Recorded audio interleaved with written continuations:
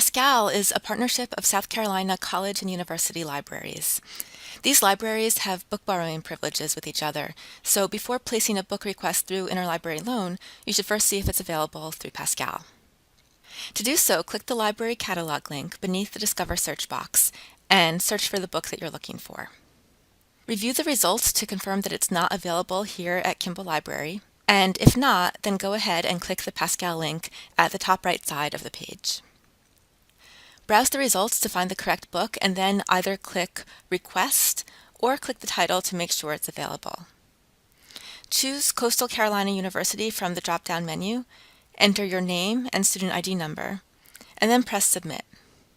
You'll be notified via email when your book is ready for pickup at Kimbel Library's circulation desk.